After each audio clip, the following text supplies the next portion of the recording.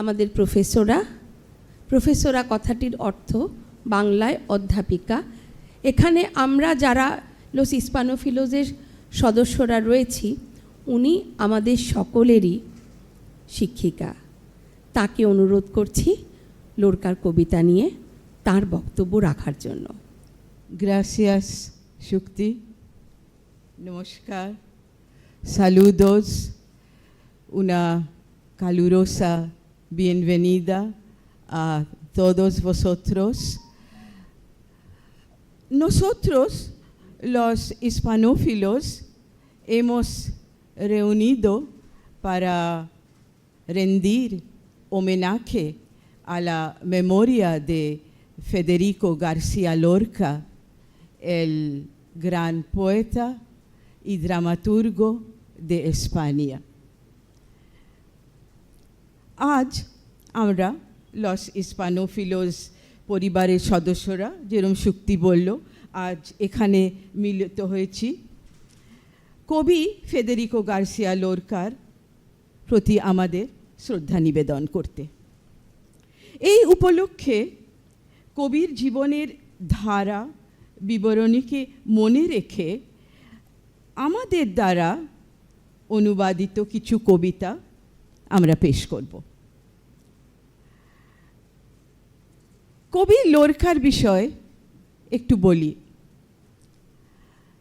লোরকার জীবন অভিশপ্ত ছিল, সত্যি মনে হয় অভিশপ্ত ছিল। বছরটা 1936। ইউরোপে তখন দ্বিতীয় বিশ্বযুদ্ধ ঘনিয়ে আসছে, আর স্পেনে গৃহযুদ্ধ বেঁধে গেছে। জুন মাসের 18 তারিখে সৈন্যরা জেনারেল ফ্রান্সিসকো ফ্রাঙ্কোর অধীনে তখনকার যে প্রজাতন্ত্রী রিপাবলিকান সরকার তার বিরুদ্ধে বিদ্রোহ ঘোষণা করে। ফ্রাঙ্কো ঘোর ফ্যাসিস্ট, জার্মানির হিটলারের বিশ্বাসভাজন বন্ধু। দীর্ঘ 3 বছর ভয়াবহ গৃহযুদ্ধে নিরপরাধ বহু নিরীহ স্পেনের দেশবাসীরা ফ্যাসিস্টদের হাতে শিকার হয়েছিল। তাদের মধ্যে এক নবীন কবিও ছিল, তার নাম ফেদেরিকো গার্সিয়া লোরকা। স্পেনের আধুনিক যুগের কবি ও নাট্যকারদের মধ্যে কবি ফেদেরিকো গার্সিয়া লোরকার নাম সর্বাগ্রে উল্লেখ্য। 1898 সালের 5 জুন আন্দালুসিয়ার এক ধনী পরিবারে লোরকার জন্ম হয়। ফেদেরিকো গার্সিয়া লোরকার প্রতিভা ছিল বহুমুখী। তার সাহিত্যকৃতির মধ্যে যেমন রয়েছে ইউরোপীয় রোম্যান্টিক ঐতিহ্যের অনুসারী কবিতা, তেমনি যাযাবরদের, জিপসিদের লোকগীতির দ্বারা অনুপ্রাণিত গীতিবাক্য। তার কবিতায় ও নাটক রচনায় ফুটে উঠেছে নিজস্ব চিন্তা প্রবাহ। সেখানে দেখতে পাওয়া যায় জন্মভূমি গ্রামীণ আন্দালুসিয়া থেকে নিউ ইয়র্ক নগরী অবধি সমাজের নানান স্তরের মানুষের কথা। আর একই সঙ্গে ফ্যাসিসবাদ বিরোধী রাজনৈতিক বার্তাবহ লোকনাট্য। আসছে কাল শুক্তি লোরকার নাটক নিয়ে আমাদের কিছু বলবে। আজকে আমি লোরকার কবিতার বিষয় একটু কিছু বলতে চাই। তবে কবি হিসেবে লোরকাকে বোঝা সহজ নয়। তার কবিতাগুলি কোনো এক অসম্ভবকে খুঁজে বেড়ায়। আসলে লোরকা এক অবাস্তব তীব্র আকাঙ্ক্ষার কবি। তিনি দুয়েন্দে নামক একটি ধারণায় বিশ্বাসী ছিলেন। এই ধারণা আসলে কোনো ব্যক্তির মধ্যে জাগ্রত হলে এমন এক শক্তিতে, জাদু শক্তিতে বলীয়ান হয়ে ওঠে। তবে লোরকা কেবলমাত্র নিজের অনুভূতি নয়, তিনি সমস্ত ধরনের মানুষেরই আশা নিরাশার সমব্যথী ছিলেন। একদিকে তার কবিতায় প্রকাশ পেয়েছে মৃত্যু পথযাত্রীর প্রাণের ভিক্ষা, নারীর গোপন বাসনা, অন্যদিকে পেয়েছে যাযাবরের স্বপ্ন, নিষিদ্ধ প্রেমের অনুভূতি, সমকাম প্রেমের অনুভূতি, আর অত্যাচারীকে দমন করার লড়াই। শুক্তি একটুখানি বলল, কেন আমরা যারাই লোরকার বিষয়ে কিছু বলতে চাই, লোরকার মৃত্যুর বিষয় কিছু না বলে থাকা যায় না। কিভাবে তার মৃত্যু ঘটে এ বিষয়ে অবশ্য আসছে কাল অর্পিতা সবিস্তারে বলবে আমাদের। কিন্তু কেন লোরকাকে নৃশংসভাবে হত্যা করা হয়েছিল? কারণ লোরকা ছিলেন উদারপন্থী ও রিপাবলিকান দলের প্রতি তার সহানুভূতি ছিল। যতদূর জানা যায়, ফ্রাঙ্কোর উত্থানের পর লোরকা আশঙ্কা করেছিলেন যে তিনি আক্রান্ত হবেন। তার রিপাবলিকান দলের বন্ধুরা অনেকেই গোপন স্থানে আশ্রয় নিয়েছিল। আর লোরকা রাজধানী মাদ্রিদ থেকে আন্দালুসিয়া চলে আসেন, গ্রানাদা চলে আসেন এবং নিজের পরিবারের পুরাতন ভিটেতে আশ্রয় নিয়েছিলেন। তিনি ভেবেছিলেন সেখানে তার আত্মীয় স্বজন ও বংশানুক্রমিক স্থানীয় পরিচিতরা ওকে রক্ষা করবে, কিন্তু সেখানেও আক্রান্ত হওয়ার আভাস পেলেন। তাই তিনি পারিবারিক আশ্রয়ের আশা ছেড়ে এক বন্ধুর বাড়িতে রাত্রে আশ্রয়ের খোঁজে যান। কিন্তু শেষ রক্ষা হলো না। জেনারেল ফ্রাঙ্কোর একদল পোষা খুনি, যাদের ফালাঙ্কিস্তাস বলা হতো, তারা লোরকাকে গ্রেফতার করে শহর থেকে দূরে গ্রামাঞ্চলে নিয়ে গিয়ে হত্যা করে।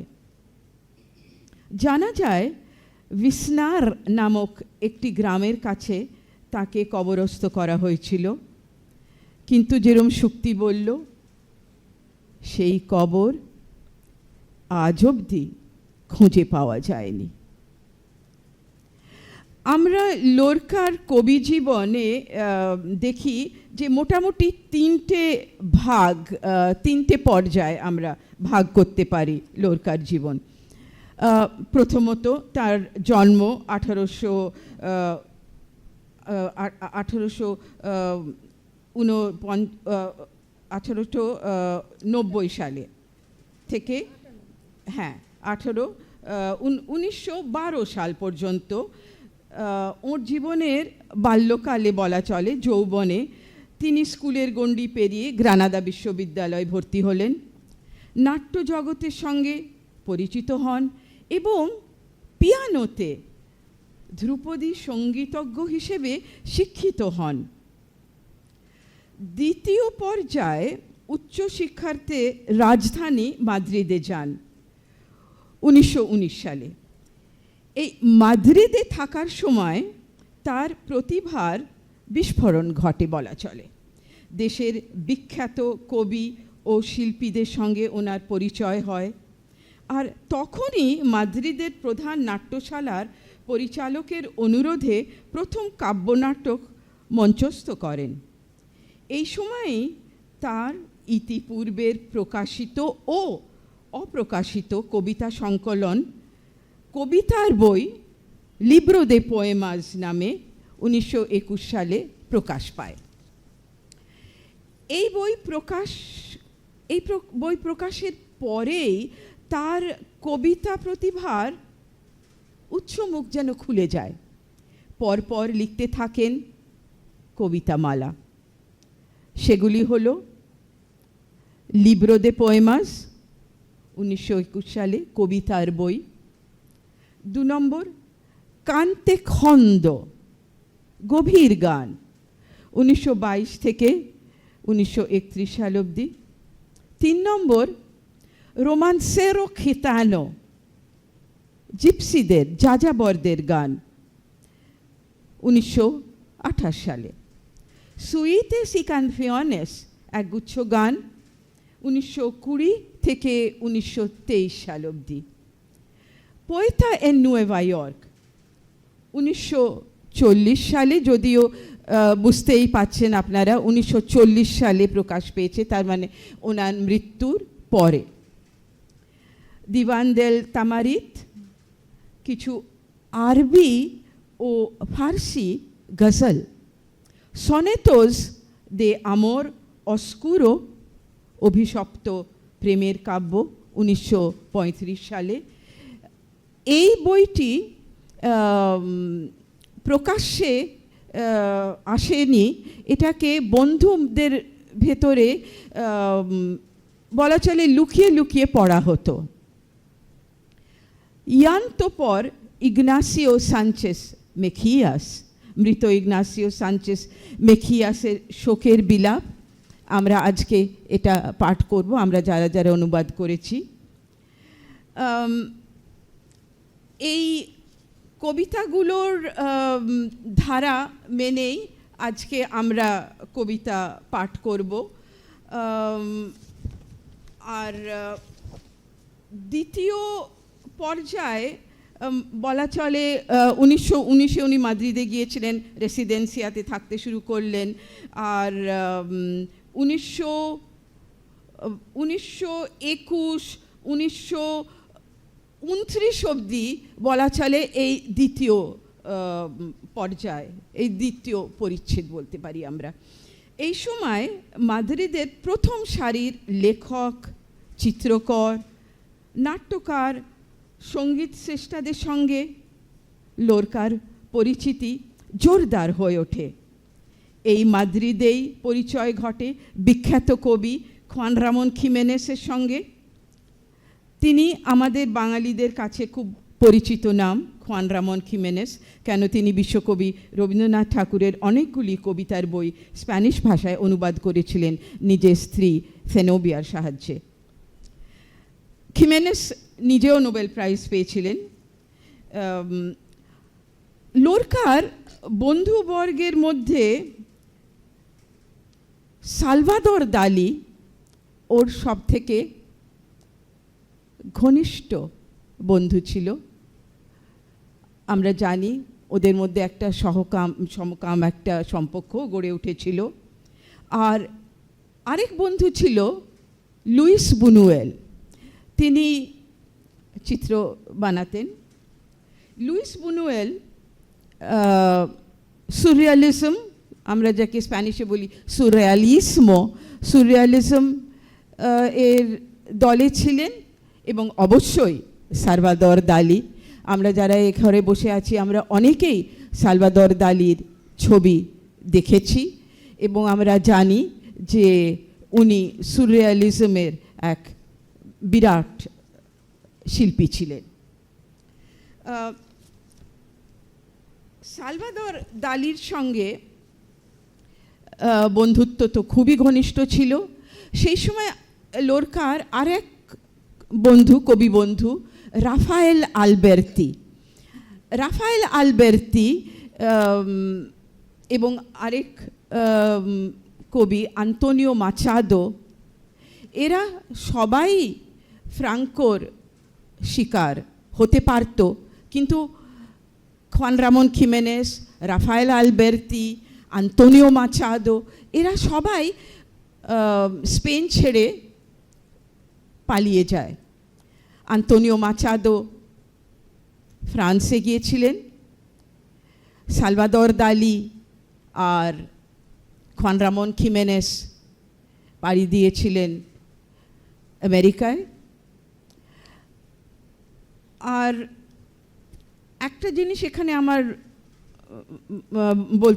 আমাকে অবশ্যই বলতে হবে যে এই যে খুয়ান রামন খিমেনেস আর আন্তোনিও মাচাদো আর স্বয়ং ফেদেরিকো গার্সিয়া লোরকা, এদের সবাইকে বলা হতো লা জেনারেশন দে 27, তার মানে 1927 প্রজন্ম, মানে 1927, লা জেনারেশন দে 27। লোরকা সাংস্কৃতিক জগতেও বিশেষ খ্যাতিমান হয়েছিলেন।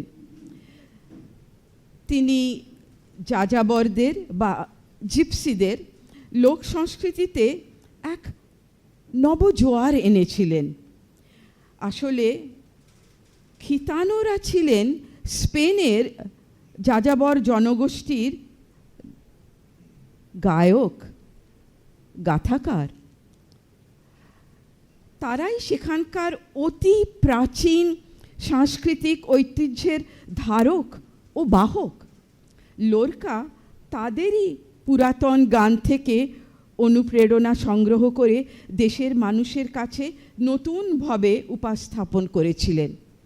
কান্তে খন্দ, আমরা তো জানি যে এই গানগুলো যাযাবরদের গান থেকেই নেওয়া, সেখান থেকেই উনি প্রেরণা নিয়ে এগুলো রচনা করেছিলেন।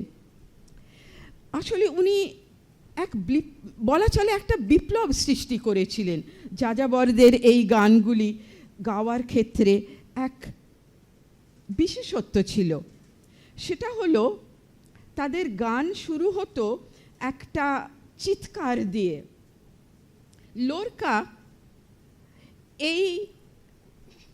এই ধরনটা উনি নিজের কবিতায় এনেছিলেন এবং সেই জন্য ওনাকে বলা হতো জিপসি কবি, এল পোয়েতা দে লস গিতানোস। আর এই জিপসি কবিতার এই যে একটা চিৎকার দিয়ে শুরু হতো, তার একটুখানি আমি একটু শোনাবো। এল গ্রিতো, এল গ্রিতো মানে একটা চিৎকার, একটা চিৎকার ধনুকের আকার পাহাড় থেকে ছড়ায় পাহাড়ের চূড়ায়। হায় হায় অলিভ বাগানের মাথায় যেন কালিমার রামধনু রাত্রির নীলিমায়। হায় হায় বেহালার ধনুকের ছোঁয়ায় তারের দীর্ঘ কাপন আকাশে বাতাসে ধায়। হায় হায় যেসব মানুষ ছিল গুহায় আলো হাতে আজ বাহির হয়েছে তারা। এখানে আমি বলতে চাই যে এই গুহার যে উল্লেখ এখানে বলা দরকার যে খিতানো মানে যাযাবর গোষ্ঠীর অনেকেই দারিদ্র্যের কারণে গুহার মধ্যে বসবাস করত।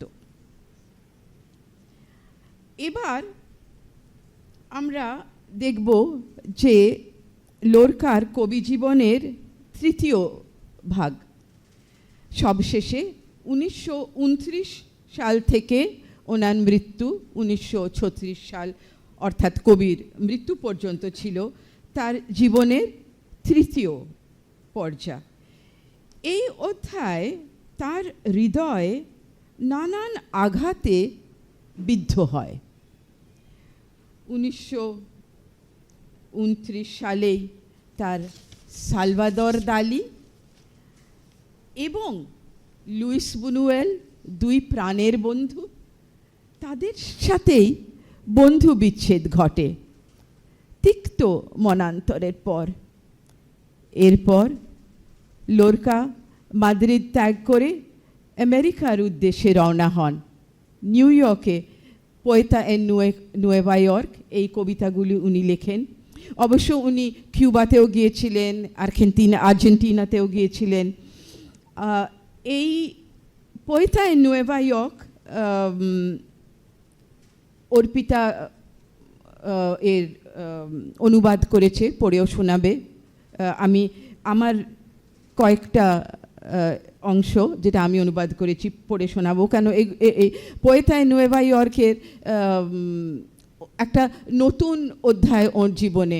মানে ওই যে আন্দালুসিয়া থেকে সরে গিয়ে নিউ ইয়র্কের বিভৎস যে বাস্তব জীবন, সেই ওনার কবিতাতে তখন ধরা পড়ে। ফিউদাদ সিন সুয়েনিও, বিনিদ্র নগরী, খোলা আকাশ, ঘুমোয় না কেউ, কেউ না, কেউ না, ঘুমোয় না কেউ। যদি বা কেউ চোখ বুঝলো, লাগাও চাবুক, ওরে আমার ছেলে লাগাও চাবুক। থাকুক শুধু সারি সারি খোলা চোখ আর খোলা ক্ষত তার জ্বালা। আমাদের হাতে বেশি সময় নেই, সেই জন্যে আমি এবার একটা কবিতা যেটাতে লোরকার খুব একটা মানে মর্মান্তিক করুণ রস ফুটে ওঠে, ছোট্ট একটি কবিতা, সেটা আমি পড়ে শোনাবো। কানসিয়ন দে খিনেতে, এটা কানসিয়নেস থেকে নেওয়া। নাম হচ্ছে কানসিয়ন দে খিনেতে। এটা কর্দোবা শহরের বিষয়, কিন্তু তার থেকেও অনেক বেশি, আপনারা দেখবেন। কর্দোবা, লেখানা y sola, Caca negra, luna grande y aceitunas en mi alforja. Aunque yo sepa los caminos, yo nunca llegaré a Córdoba. Por el llano, por el viento, caca negra, luna roja, la muerte me está mirando desde las torres de Córdoba. Ay, qué camino tan largo. Ay, mi caca valerosa. Ay, que la muerte me espera antes de llegar a Córdoba, Córdoba lejana y sola. অশ্বারোহীর গান। কর্দোবা নগরী, কত দূর, কত একা, ঘোড়াটা আমার কালো, চাঁদ বিশাল, আমার ঝুলি ভরা অলিভ, রাস্তা আমার চেনা, তবুও কর্দোবা আমি পৌঁছব না। মাঠের ওপর দিয়ে হাওয়ার সঙ্গে মিশে কালো ঘোড়া, লাল চাঁদ, মৃত্যু আমার ওপর নজর রাখছে কর্দোবার দুর্গের ওপর থেকে। হায় কত দীর্ঘ এ পথ, কত সাহসী আমার ঘোড়াটা, কিন্তু হায় মৃত্যু যে আমার জন্যে অপেক্ষা করছে। কর্দোবা আমার আর পৌঁছানো হবে না। কর্দোবা নগরী কত দূর, কত একা। আমি এখানেই শেষ করব। লোরকা এই কবিতাটি বন্ধু সালভাদর কিন্তেরোকে উৎসর্গ করেছিলেন। এটি কবির প্রথম যৌবনের কবিত্বের প্রকাশ। তার সাড়া জাগানো কবিতাগুচ্ছ কান্তে খন্দ সর্বপ্রথম স্থান পেয়েছে এই কবিতাটি। এই কবিতায় আছে প্রেম, অভিশপ্ত প্রেম, আছে মৃত্যু, আর আছে হতাশা। হারিয়ে যাওয়া প্রেমের বিরহ এই কবিতায় বারবার ঝঙ্কৃত হয়েছে। আন্দালুসিয়ার দুটি শহরের উল্লেখ আছে, সেভিয়া আর গ্রানাদা। সেভিয়া নদী হল গুয়াদালকিবির, যে সুখ বহন করে আনে। গ্রানাদা দিয়ে বয়ে চলেছে দাউরো আর খেনিল, যেগুলি দুঃখের বার্তা আনে। বালাদিয়া de los Tres Ríos, El río Guadalquivir va entre naranjos y olivos. Los dos ríos de Granada bajan de la nieve al trigo.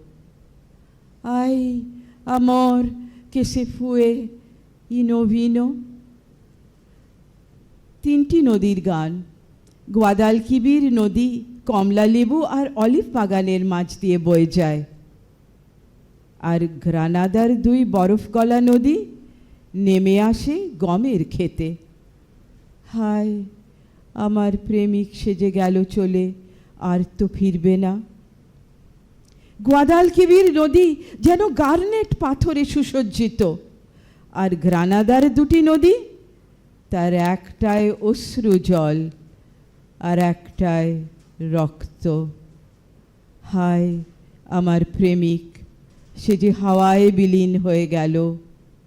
পালতোলা নৌকার জন্যে সেভিয়ার যাওয়ার রাস্তা তো এটাই, গ্রানাদা নদীর ওপর দিয়ে কেবল দুঃখবাহী নৌকা বয়ে যায়। হায়, আমার প্রেমিক সেজে গেল, আর তো ফিরবে না। গোয়াদালকিবির নদী যেন এক উঁচু মিনার, আর হাওয়ায় বয়ে যায় কমলা লেবুর বাগান দিয়ে। দাউরো আর খেনিল নদী যেন দুটি নিচু মিনার, জলের প্রতিবিম্বে তারা মৃত প্রায়। হায়, আবার প্রেমিক সে যে হাওয়ায় বিলীন হয়ে গেল। কে জানতো যে এই জল বয়ে নিয়ে আসছে লতা গুল্মের মধ্যে মেশানো করুণ আর্তনাদ। হায়, আমার প্রেমিক সেজে গেল, আর তো ফিরবে না। নদী বয়ে নিয়ে যায় অলিভ আর কমলা লেবুর ফুল আন্দালুসিয়া তোমার সমুদ্রে। হায়, আমার প্রেমিক সে যে হাওয়ায় বিলীন হয়ে গেল। তারই একটি মর্মস্পর্শী অংশ হলো এই রোমান্সে সোনাম্বুলো।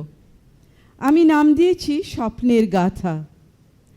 যখন ফ্রাঙ্কোর অত্যাচার চূড়ান্তে পৌঁছেছিল, সেই সময়কারই রচনা হলো এই কবিতাটি। এটি একটি যাযাবর কন্যার করুণ প্রেমের আখ্যান। লোরকা বলেছিলেন যে এই কবিতাটিতে একটি সত্য ঘটনার উল্লেখ আছে। আছে প্রেম, আছে মিলনের আকাঙ্ক্ষা, আছে মধুর মিলন, কিন্তু অবশেষে আছে মৃত্যু। এই কবিতাটিতে সবুজ রং হলো তীব্র প্রেমের প্রতীক, আর অবশ্যই আছে চাঁদ রূপে মৃত্যু।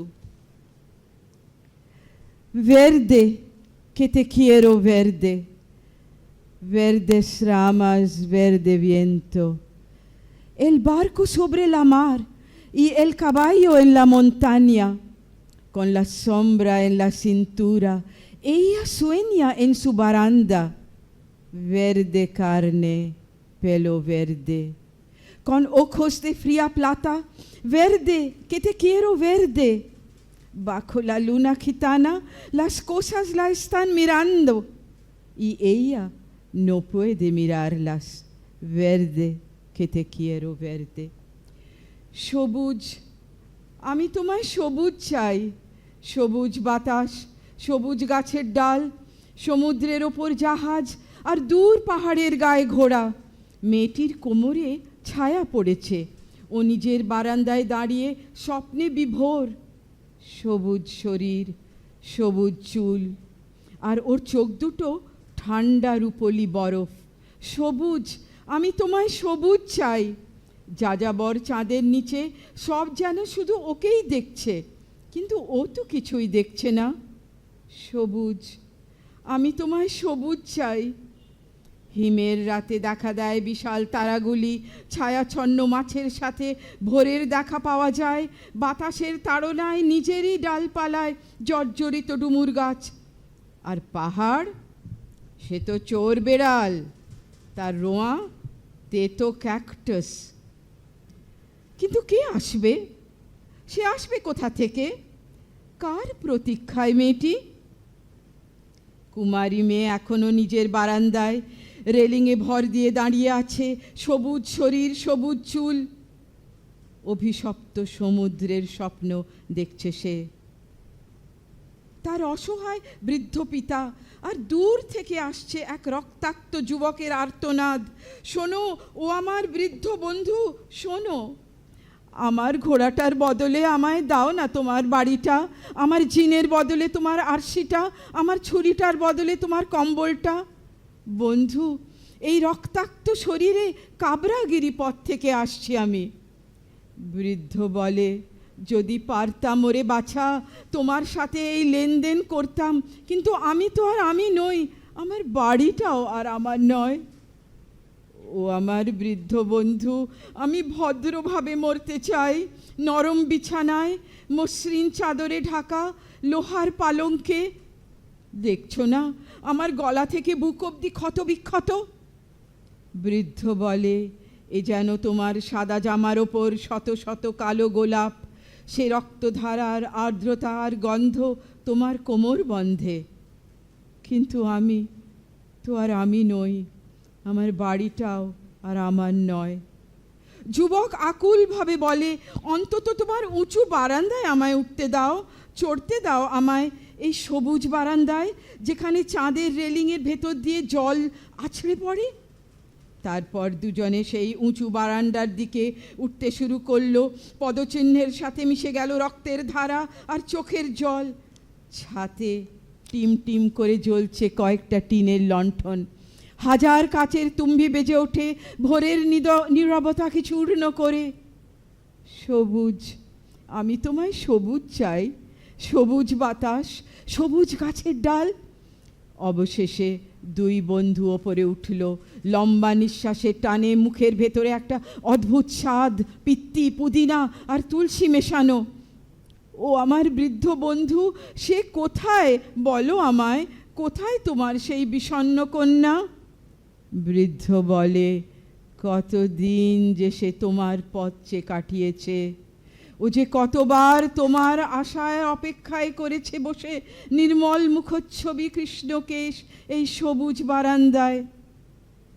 দেখা গিয়েছিল যে জলাধারের উপরে ঝুঁকে দুলছিল যাযাবর মেয়েটি, সবুজ শরীর, সবুজ চুল, চোখ দুটো তার ঠান্ডা রূপালি বরফ। এক ফালি চাঁদ ওকে ধরে রেখেছিল জলের ওপরে। তারপর কত অন্তরঙ্গ ছিল সেই রাত, সেই যেন ছোট্ট কোনো মিলনস্থল। কিন্তু মাতাল পুলিশগুলো দরজা পেটাচ্ছে।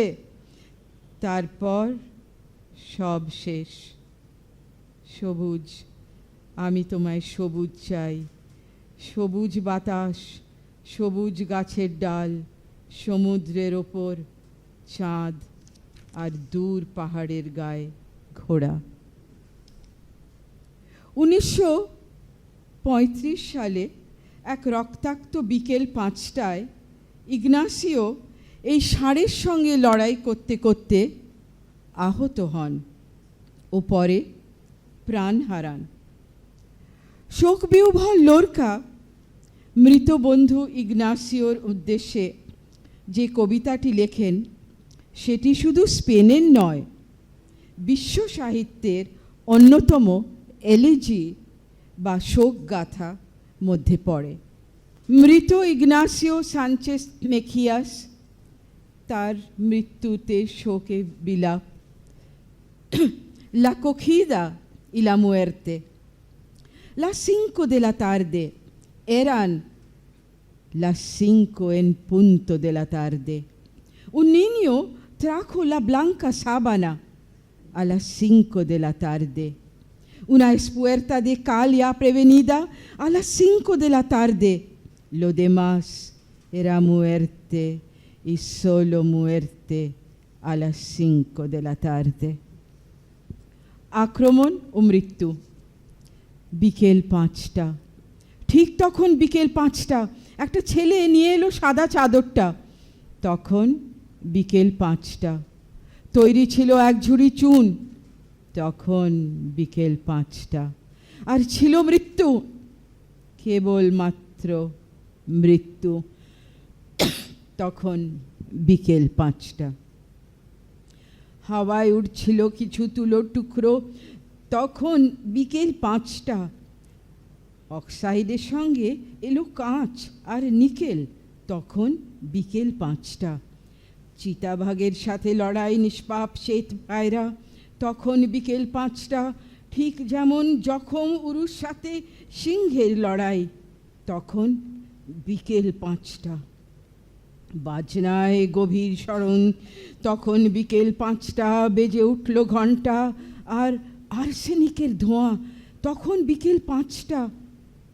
রাস্তার মোড়ে স্তব্ধ মানুষের ভিড়, তখন বিকেল 5টা। কেবল একা উল্লসিত ষাঁড়টা, তখন বিকেল 5টা। যখন বরফের ঘামের জোয়ার এলো, তখন বিকেল 5টা। লড়াই এর মাঠে আয়োডিন ভেজা, তখন বিকেল 5টা। ক্ষতের মধ্যে ডিম পাড়ে মৃত্যু, তখন বিকেল 5টা। ঠিক তখন বিকেল 5টা। চাকা লাগানো কফিন, সেটা শেষ শয্যা, তখন বিকেল 5টা। হাড় আর বাঁশি বাজছে ওর কানে, তখন বিকেল 5টা। ষাঁড়ের মাথা হুংকার, তখন বিকেল 5টা। পচন ধরেছে শরীরে তার, তখন বিকেল 5টা। তাজা উরুর ক্ষত যেন লিলি ফুলের আকার, তখন বিকেল 5টা। সূর্যের মতো জ্বলছে ক্ষতগুলি, যখন বিকেল 5টা। লোকেরা উন্মাদ হয়ে জানলা ভাঙছিল, তখন বিকেল 5টা। হায় কি ভয়ঙ্কর সেই বিকেল 5টা। প্রত্যেকটা ঘড়িতেই তখন বাজে 5টা। সন্ধে ঘনিয়ে আসছিল সেই বিকেল 5টায়। ছলকে পড়া রক্ত। না, আমি দেখতে চাই না। চাঁদকে আসতে বলো, দেখতে চাই না আমি বালির ওপর ইগনাসিওর রক্ত, আমি দেখতে চাই না। প্রসারিত চাঁদ, শান্ত মেঘের ঘোড়া, স্বপ্নের ধূসর চত্বর এবং ফুটে থাকা বিলো, আমি দেখতে চাই না। পুড়ে যাক আমার স্মৃতি, জেনে যাক তার ছোট্ট সাদা জুই ফুলেরা যে আমি দেখতে চাই না। বৃদ্ধ পৃথিবীর গাভী দা দুঃখী জীব দিয়ে চেটে নেয় বালির ওপর ছলকে পড়া রক্ত স্রোত, এবং ঘিসানদের ষাঁড়েরা প্রায় মৃত এবং প্রায় প্রস্তরীভূত। তাদের আর্তচিৎকার যেন 2 শতাব্দী ধরে পৃথিবীর পথে হাঁটতে হাঁটতে ক্লান্ত। না, আমি দেখতে চাই না। সেভিয়ার অনুপম রাজপুত্র, অতুলনীয় সে, সবচেয়ে তীক্ষ্ণ তার তরবারি, সবচেয়ে সাহসী হৃদয় তার, যেন এক নদী সিংহের সমান তার অনন্য বিক্রম। শরীর তার মর্মরে গড়া, বুদ্ধিতেও সে ক্ষুরোধার। আন্দালুসীয় রোমের বাতাস সোনার মুকুট পরায় তাকে, তার ঝকঝকে হাসি যেখানে বুদ্ধির দীপ্তি ছড়ায়। কি অসাধারণ সে লড়াইয়ের মাঠে, মানুষের মতো এক মানুষ। কি কোমল স্পর্শ তার ফসলের গায়ে, আর ঘোড়সাবাড়িতে মারাত্মক। শিশিরের গায়ে তার আলতো পরশ, সব উৎসবের মধ্যমণি সে। আঁধার নামার মুখে ভয়ানক তার বর্ষাঘাত। কিন্তু কিন্তু সে তো ঘুমিয়ে পড়েছে, যে ঘুম কখনোই ভাঙবে না। শ্যাওলা এবং ঘাস তার দৃঢ় আঙুলগুলো মেলে দিয়ে ফুটো করে দেয় তার পুষ্পিত করটি। তার রক্তস্রোত যেন ভেসে আসা গানের সুর, যে পথের গান গাইছিল এবং জলাশয়ের গান। শিলীভূত সিংগুলোর ওপর পিছলে যায় প্রাণহীন যাত্রায় শুধুই কুয়াশা। মাইলের পর মাইল শুধু খুরের হোঁচট খাওয়ার শব্দ, যেন এক দীর্ঘ কালো দুঃখী জীব হতে চায় দুঃখের নদী, মিশে যেতে চায় তারাদের সাথে। না ষাঁড়টা তোমায় চেনে, না ডুমুর গাছটা, না তোমার বাড়ির ঘোড়াটা, এমনকি পিঁপড়েগুলোও না। তোমায় বাচ্চা ছেলেটাও চেনে না, সাঁঝবেলাও না, কারণ তুমি মারা গেছো চিরকালের জন্য। পাথরটার পৃষ্ঠদেশ জানে না তোমায়, না তো কালো সাটিনের কাপড়টা যেখানে ছিন্ন ভিন্ন তুমি রয়েছ। তোমাকে তোমার নীরব স্মৃতিও চেনে না, কারণ তুমি চিরতরে মারা পড়েছ। শরৎ আসবে তার শঙ্খ সম্ভার, কুয়াশার আঙুর আর সন্ন্যাসীর দল নিয়ে, কিন্তু ওরা কেউই তোমার চোখের দিকে চেয়ে দেখতে চাইবে না, কারণ তুমি তো মৃত চিরকালের জন্য, কারণ তুমি মারা গেছো চিরকালের মতো, পৃথিবীর সমস্ত মৃত ব্যক্তির মতো, সেই সব মৃতের মতো যারা বিস্মৃত হয় নিভে যাওয়া কুকুরের স্তূপের মধ্যে। তোমাকে কেউ চেনে না, না, তবুও আমি তোমার গান গাই, তোমার আগামী অবয়ব আর লাবণ্যর, তোমার জ্ঞানের বিশিষ্ট পরিপক্কতা, তোমার মৃত্যু ক্ষুধা আর তোমার মুখের স্বাদ।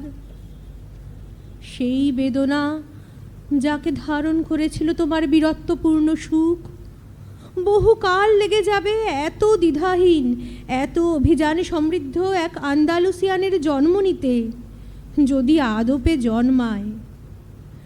আমি তার কমনীয়তার গান গাই হাহাকার ভরা কথা দিয়ে, আর স্মরণ করি জলপাই বনের মধ্যে দিয়ে বয়ে আসা বিষণ্ণ বাতাসকে।